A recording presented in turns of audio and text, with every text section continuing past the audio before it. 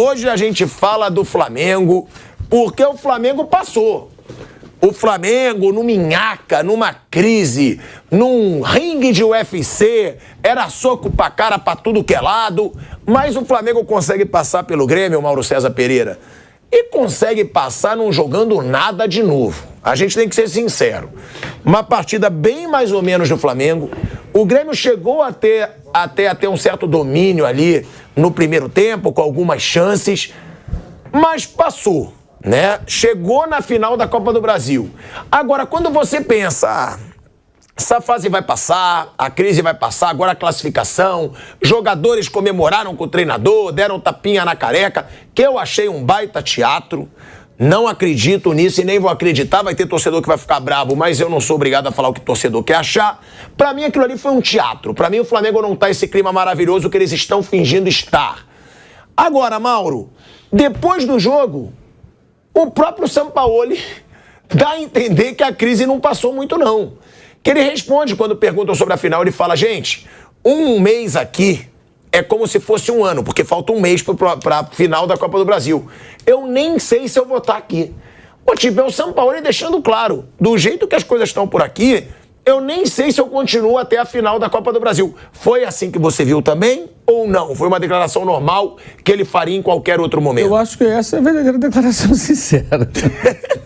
Né? Essa é, de fato, e é verdade, né? Ele sabe que pode não estar mais no clube, o que vai acontecer nas próximas semanas. É impossível saber.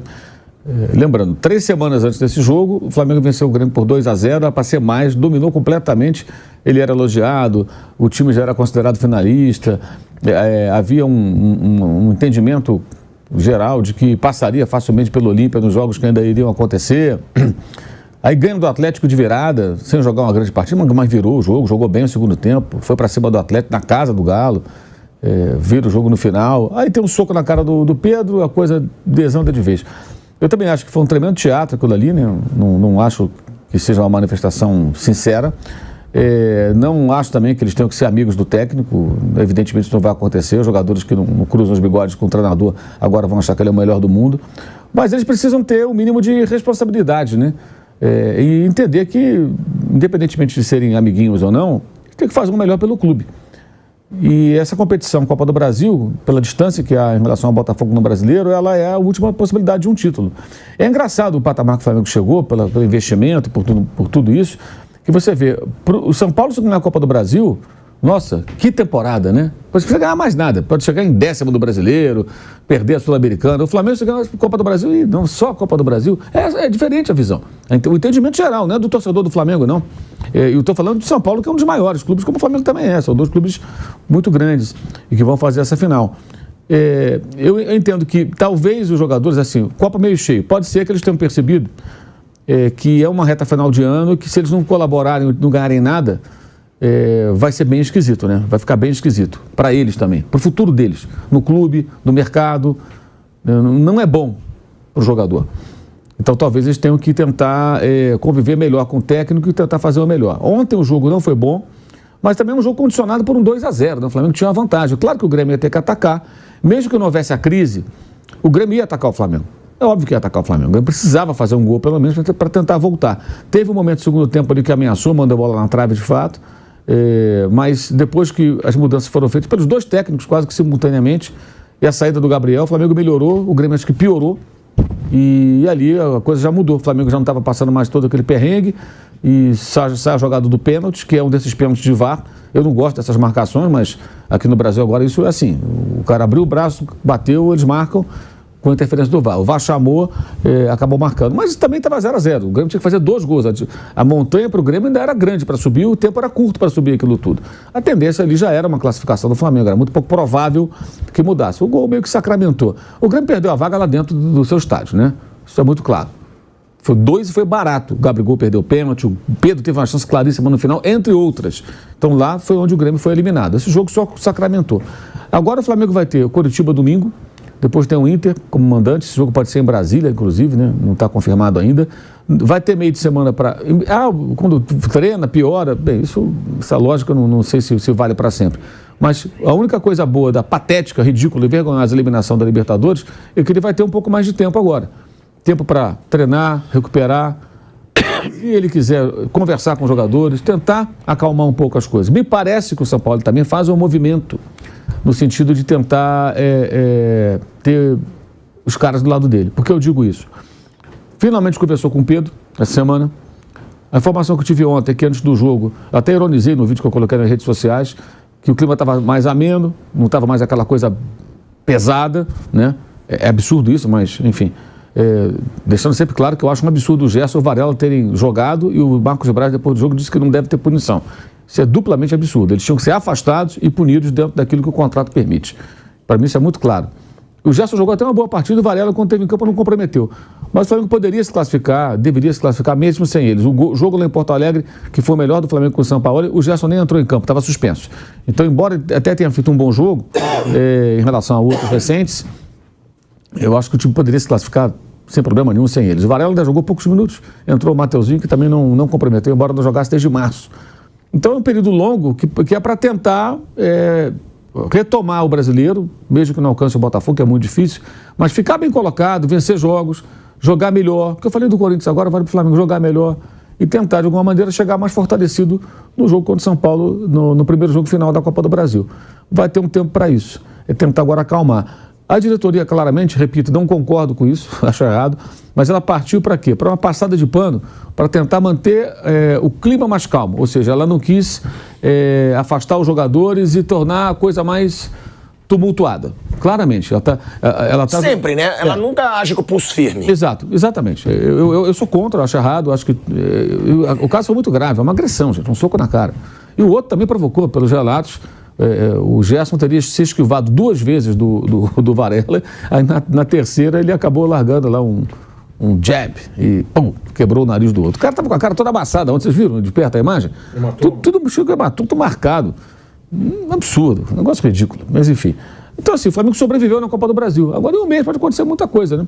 O técnico não é um mau técnico, acho que ele é um bom técnico, embora tenha problemas de relacionamento, esse temperamento dele é o grande problema, o grande inimigo dele é isso.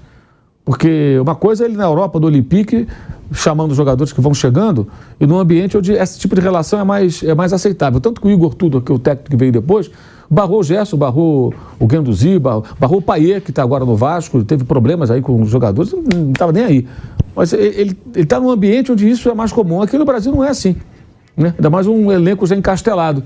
E ele tem que ser um pouco mais flexível, né? Não é mudar radicalmente a postura, ter um pouquinho mais de jogo de cintura. Ele não tem nenhum. Né? Agora, ele toma umas atitudes malucas também, sim, né, irmão? Também. Vamos tirar o Ayrton Lucas para botar o Felipe Luiz para ser titular. Aí que eu quero chegar. Para mim, o Felipe Luiz no jogo é uma questão também de estratégia do técnico, não do campo, mas para tentar trazer os caras para o lado dele. Porque é óbvio que o Felipe Luiz é muito influente dentro do grupo, né? É evidente. Eu não vejo outra explicação. Depois das atuações lastimáveis que ele teve contra o Atlético em Minas, e especialmente no Paraguai, ele só saiu com 31 minutos. O Ayrton Lucas não tem jogado muito bem, em parte por culpa do São Paulo, que também vai tolhindo muito o potencial ofensivo dele, segura muito o Ayrton Lucas na linha defensiva, ele não tem tanta liberdade como tinha com o Vitor Pereira, que ele ia embora, ele criava muitas situações, né? Mas eu acho que tem um pouco disso também, sabe? Esses jogadores alguns jogadores que ele escala, eu acho que tem um pouco disso. O Felipe Luiz especialmente. O Everton Ribeiro não jogou ontem, mas vinha sendo escalado seguidas vezes também, é o capitão do time. Então, note que as lideranças têm uma... Agora ontem tirou o Gabriel. E o Gabriel saiu, não pareceu um pouco irritado. Apontou o emblema. Mas eu acho que foi com a torcida. Alguém gritou alguma coisa para ele. O Gabriel está muito mal. Eu acho que... E o time melhorou sem ele. Ele pôs o Luiz Araújo da direita, o Bruno pela esquerda, o Bruno Henrique, e o Arrascaeta entrava ali como se fosse um falso 9. Já jogou assim várias vezes. E o time melhorou na hora que entrou o Luiz Araújo. Reteve mais a bola. O Grêmio também mexeu. Acho que a mexida do Renato não funcionou tão bem. Mas a mexida foi boa. Depois ele pôs o Pedro, ele poderia ter entrado o Pedro no lugar do Gabriel, mas a intenção dele acho que foi outra, acho que deu certo ali fora, que a coisa tranquilizou um pouco. E o Gabriel está muito mal, o Gabriel está jogando muito menos do que tem que jogar. Isso é uma constatação. Ele sabe quantos gols ele fez de bola rolando no Brasileiro? 1 gol. Sabe quantas finalizações ele teve no Brasileiro? 35. 35. Tirando os gols de pênalti. E muitos gols perdidos. Sabe? E muitas chances perdidas. Ele está com o pior percentual dele de aproveitamento de chances. Todos os números dele são os piores desde que ele chegou ao Flamengo, nessa temporada 2023. Com qualquer técnico. Foram 3, um interino e 2 efetivos, digamos assim, né? O Vitor Pereira, Mário Jorge durante 2 jogos e agora o Jorge Sampaoli. Ele está mal. O Pedro também não está bem, né? Mas ele tem um mês para recuperar. esses jogadores, para colocá-los em condição pensando nesse jogo. E essas partidas do Brasileiro podem servir para isso também. Se o Flamengo ganhar a Copa do Brasil, tem a questão financeira, que é importante, né?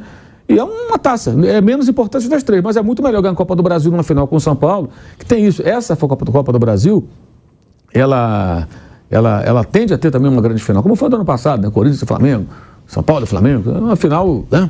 Robusta, sim, né? Maracanã lotado, Morumbi lotado, duas das grandes torcidas do Brasil. Muito motivado. São Paulo não faz uma final desde 2000, são 23 anos desse torneio, nunca venceu esse torneio. O Flamengo tenta o 5º título, é a 9ª final do Flamengo. Então acho que tem aí alguns ingredientes interessantes, como o do ano passado também tinha. Então ganhar a Copa do Brasil não vai apagar jamais a frustração do torcedor por ter saído tão cedo da Libertadores enquanto o adversário que era tecnicamente bem inferior. Mas é o único remédio que eles têm. Então, pode ser que nesse mês a coisa eles consigam manter a coisa mais em ordem, né? Os próximos jogos é que vão mostrar. E de que maneira o São Paulo vai usar essas semanas livres, como a semana que vem, não só para treinar o time, mas para tentar se aproximar mais do grupo, tentar ser um pouco mais, uma relação um pouco mais humana, entendeu? Menos fria. Teve a reunião com os líderes também, né? Para com isso tentar, de alguma maneira, trazer os caras para o lado dele e tentar ir até o final do ano da melhor maneira possível. Aí no final do ano ver o que acontece, né? E quando ele fala que não sabe se vai ficar, eu acho que não é muito, me pareceu assim, não é que ele vai sair agora, é por conta da loucura que acontece, né? É uma doideira. Gente, nessas 3 semanas houve de tudo, cara. Aconteceu de tudo. Mas isso tudo acho que é reflexo também da gestão. E quando eu falo a gestão, aí você pega a gestão e muitos personagens que estão abaixo, que trabalham no clube, trabalham no CT, que eu acho que aparentemente não conseguem fazer um bom trabalho. Porque as pessoas deixaram de chegar nesse ponto, soco na cara 2 vezes. Pelo amor de Deus, isso não existe. Não, e sem punição nenhuma. Não, nenhuma. Os jogadores não vão ser punidos. A gente sempre fala da falta de pulso da diretoria do Flamengo, da falta de... Sabe o que eles vão fazer? De limite. Sabe o que eu acho que eles vão fazer? Eles vão punir no salário em silêncio e não vão divulgar. Algum colega, algum de nós, algum repórter, de repente vai descobrir e vai publicar. Mas eles não vão anunciar. Para tentar manter a coisa ali. E internamente eles vão ficar sabendo. Vai vazar se acontecer. Mas eles não vão anunciar.